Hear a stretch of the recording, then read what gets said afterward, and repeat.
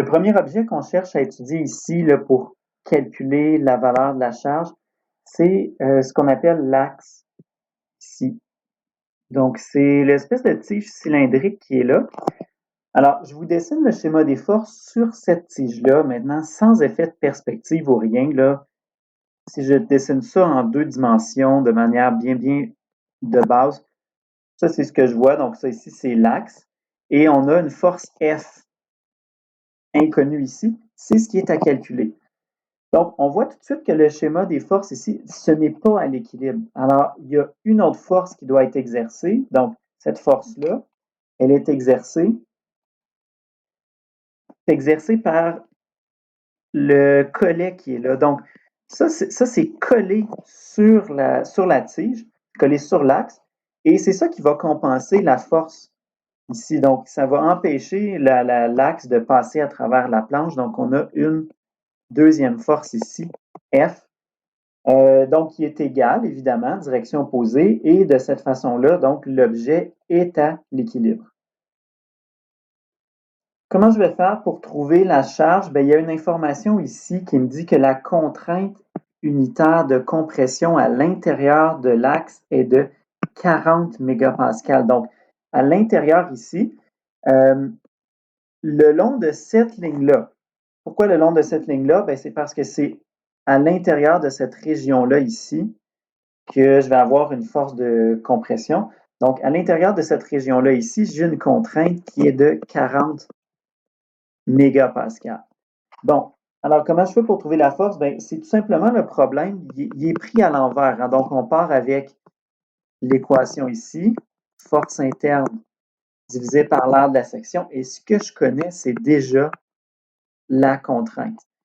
Donc, nous, ce qu'on va devoir trouver, bien, c'est d'une part la force interne. Donc, ça, ce sera notre première étape. Et notre deuxième étape, bien, elle va venir assez rapidement. Là, ce sera trouver l'aire de la section.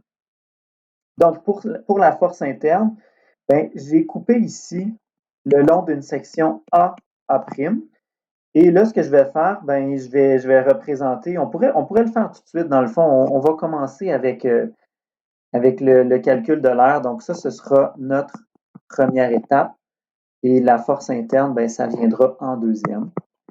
Donc, le long de la section A', qu'est-ce que je vais voir? Bien, si on coupe ici, on va voir une section circulaire, ici, dont le diamètre, ça c'est donné dans la question, le diamètre de l'axe est de 100 mm. Donc, on a ici 100 mm le long de la section A'. Donc, ça ici, l'aire, bien, ce sera tout simplement pi fois le rayon, je vous rappelle, hein, donc c'est la moitié du diamètre, tout ça au carré. Donc, pour l'aire, c'est réglé. Pour la force interne, maintenant, ben, on va la trouver. Ben, en fait, on ne trouvera pas de valeur numérique, mais on va montrer que la force interne est égale à la force ici. Donc, on a notre schéma des forces. On va maintenant aller séparer en 2 morceaux l'axe. Donc, un premier morceau ici. Puis, le deuxième morceau, ben, ce sera celui-là ici, là, ben, qui est déjà en bleu, là, mais ça, ce sera notre deuxième morceau. Donc, sur le morceau vert, qu'est-ce qu'on a comme force? Bien, on a notre force extérieure ici, F, sur notre morceau vert.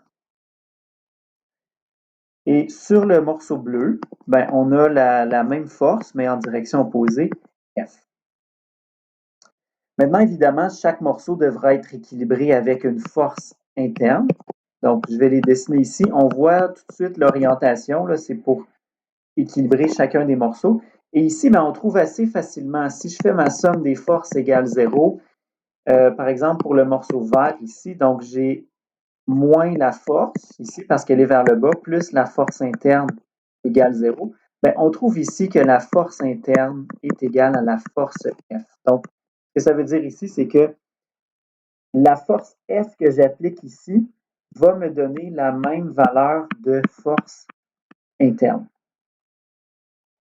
Donc, on va aller compléter notre calcul ici. 40 mégapascales égale force interne divisée par l'air, pi fois 50 au carré. Et on trouve ici une force interne qui est de 314 000 newtons. Bon, j'arrondis un petit peu pour les zéros qui sont là. Ou si vous voulez, 314 kilonewtons. Donc, on avait dit que la force interne était égale à la force extérieure qui était F. Donc, on trouve ici que la force appliquée, c'est 314 kilonewtons. À la question B, on veut trouver le diamètre D2 du collet.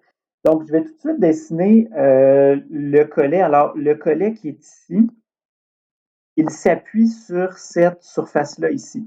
Donc, quelle est la surface du collet? Ben, le collet, c'est de forme circulaire.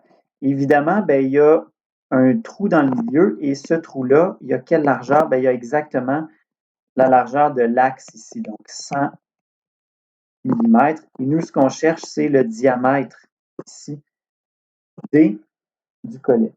Donc, qu'est-ce que je vais utiliser comme information là-dedans? Ben, je sais que la contrainte de support entre le collet et la plaque est de 6 mégapascales. Donc, ça veut dire que la force qui se répartit sur cette surface-là ici va créer une contrainte de 6 mégapascales. Donc, ici, force divisée par l'air. La force qui se répartit sur la surface, ben, on avait notre force ici, elle va se transmettre sur la surface ici. Alors, c'est 314 000 newtons. Et maintenant, ben, ça va nous permettre de calculer l'air ici. Donc, on peut isoler ici et on obtient une aire de 52 333 mm². Bon, on a presque terminé parce que ben là, on a un petit peu de mathématiques à faire. L'air ici, c'est égal à pi fois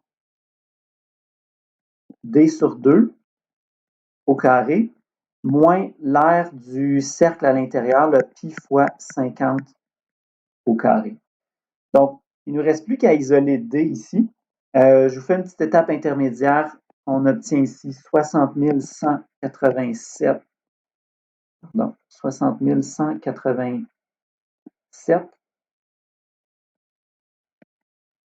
égale pi fois D sur 2 au carré. Et vous trouvez ici un diamètre de 276,8 mm. Donc, qui est le diamètre D de la rondelle.